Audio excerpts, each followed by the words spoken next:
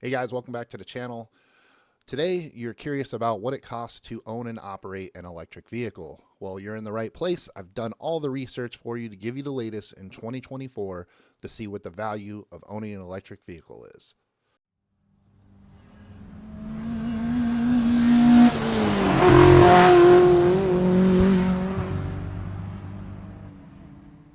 So, are electric vehicles inevitable?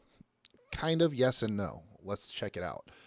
The federal government set a standard or a goal, because the federal government doesn't have many standards, if you ask me. They've set a goal of 2030 that 50% of all automobiles in the United States will be electric vehicles that roll out. Now, each other state has rolled out different conditions for that. For instance, California has mandated that by 2026, they want 35%. By 2030, they want 68%, and they want 100% electric vehicles sold in California by 2035. California is on its own thing, and it's the most extreme example in most cases, which I will reference later on when we're talking about charging and cost of ownership, because I feel like if California does XYZ, then the rest of the country is going to be easier go for you.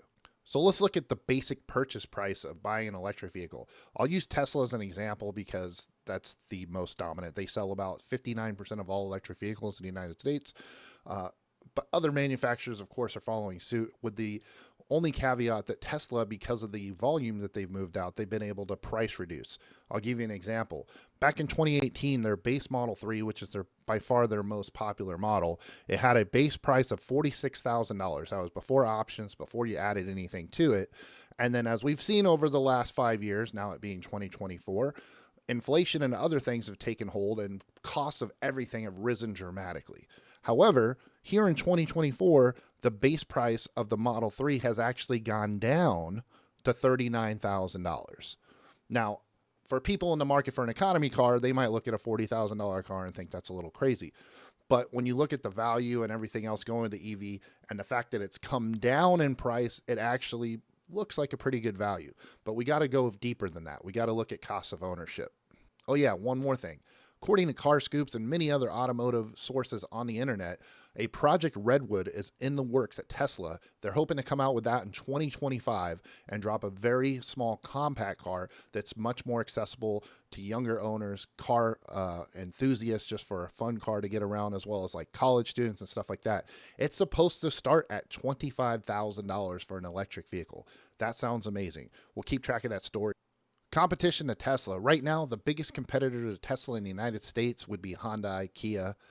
They are coming in hot. They're offering a lot of incentives for their top models, for their very expensive models. They're offering an additional $7,500 rebate in addition to the tax rebate, which I'll go over here in a second.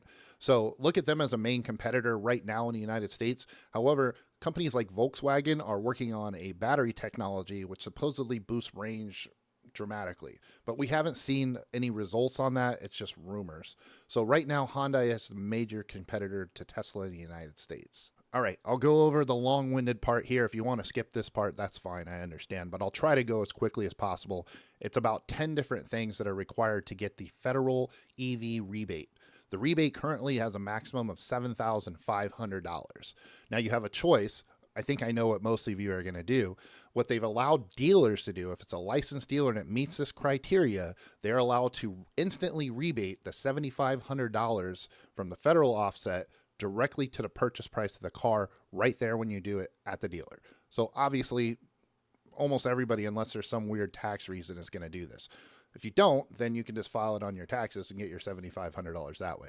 Doesn't make much sense to me. So I'm going to read these verbatim quickly so that you understand the criteria, the hoops you have to jump through to get this. Number one, a tax credit up to $7,500 is available on new and used EVs that meet certain criteria. Two, the amount of the tax credit depends on where the EV is made, where the battery components and minerals come from, how much they cost, and the buyer's annual income. Interesting there. Three, the credit will be available for eligible buyers as a discount at the dealership when they buy the vehicle. No more waiting for tax season. Yeah, we covered that. Four, to qualify, the EV must be manufactured in North America and have an MSRP below $80,000 for an SUV and $55,000 for a sedan, wagon, or hatchback. To qualify for the first $3,750, some of the components of the battery must be produced or assembled in North America. So we need both the car and the battery. There's two separate entities there that both must be manufactured in North America. 5, to qualify for the first 3750, some of the EV's battery, we already went over this. Oh, I read it twice. I'm a freaking idiot. I make a list and I mess it up. Typical. 6, to get another $3,750 for the full $7,500 tax credit, a portion of the critical minerals in the EV battery must be mined or processed in the U.S. That's interesting. The minerals, however, can come from a country that is a U.S. trade-free agreement partner. I don't know who that would be. The percentages of the components or the minerals that need to be sourced under those rulings go up every year, beginning this year.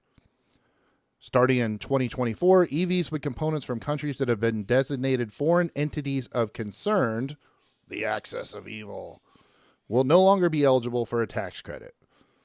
Controlled by, subject to jurisdiction or direction of a government of a foreign country that is a covered nation. Currently, this includes China, Russia, Iran, and North Korea. Already told you. 9, the tax credit is unrefundable, non-refundable. I should have drank coffee. 10, check to be certain your dealer can give you the EV tax credit. Only certain dealers that are registered on the new IRS Energy Credit online platform are eligible to do this, to get a point of sale EV tax credit. So there you go. Those are the 10 rules for getting the $7,500 maximum rebate. All right, so we know kind of what these things cost to buy. We know what the savings we're getting from Uncle Sam are. What does it cost to operate mile per mile? Now, you can't exactly go miles per gallon from an ICE car to kilowatt hours, which is what you measure. That's how you purchase electricity in an electric car. So they have this thing called miles per gallon equivalent right now. But really, I just look at a distance of mileage and what it costs. So we're going to use California as the example again, because that is probably the worst case scenario, and unless maybe inner city New York or other stuff like that. But California pretty much has the highest cost of operation anywhere. So if you're cool with these numbers, it gets pretty much better everywhere else. Basically, it's about 20 cents per kilowatt hour to charge an EV. So using an example of, let's say, 1,500 miles in a month. That's typical, I think, for people that commute, right? Especially in California where it's all spread out. And if you're doing that, the kilowatt hours would be about $105 to operate. That's basically, instead of putting gas in, you're putting $105 worth of charging into your electric vehicle. Conversely, even if your vehicle was like a hybrid and it gets 40 miles to the gallon, which is in California almost unheard of, but let's say you got the best mileage you can get from an ICE engine, you're over the course of 1,500 miles, you're looking at 37.5 gallons, which comes out to about $150 at $4 a gallon. So this is like best case scenario too. And it's about 30% cheaper, 30 to 40%, depending on obviously your exact case, where you live, what fuel costs are. So if you're saving 30 to 40%, you got to look at, what is my break even spot? Like where's the break even cost on this car? Well, then we also have to include maintenance. According to Forbes, because I don't own an electric vehicle, I did the research here, but Forbes did a really good job on investigating this stuff. Operating cost per mile for a gasoline engine in the United States is 9 cents per mile for maintenance. That's like oil changes, belts, whatever, right? 9 cents per mile annually. For an electric vehicle, it's 6 cents. So again, we're seeing that 30% reduction in price. So there is savings almost across the board outside of that initial purchase price, which may be a little bit shocking to people. So where is our break-even point on this? Where does it make sense to buy? For when they first came out, it was crazy. It took 10 to 12 years before you even broke even on what you saved on gas. So it was silly. But with these prices coming down, and you look at car-to-car class, like the compact, again, using the Model 3 versus like a Honda Civic cost of ownership type thing, if we use that 18,000 mile a year, 1,500 mile commuting a month average, you will begin saving money with your electric vehicle between years 5 and 6. So if you're going to keep that EV more than 5 or 6 years, you're going to save money. If you're only going to keep an electric vehicle or reset it every 2 to 3 years, right now the ICE vehicle is still cheaper. So you make your decision. There you have it. There's all the information for you. Cost of ownership of an electric vehicle. Thanks for watching.